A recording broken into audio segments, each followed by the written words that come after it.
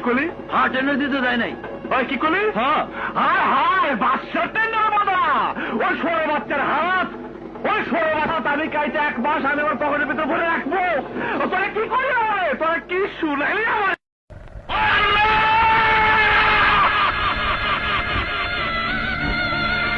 তুই কোন জায়গায় ঠাই করবো? আমি কই যাবো? রাত্রে আমি কই থাকবো? কে আমারে খাইতে দিব?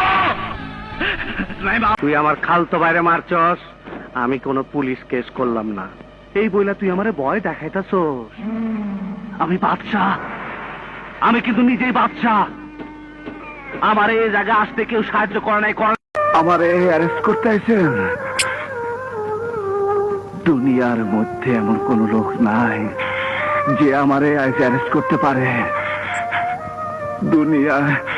দুনিয়া এমন কোন জেলখানা নাই যেখানে আজকে আমারে আটকে রাখতে পারবো। আমারে ওই আমারে অ্যারেস্ট করে ফেলাইছে।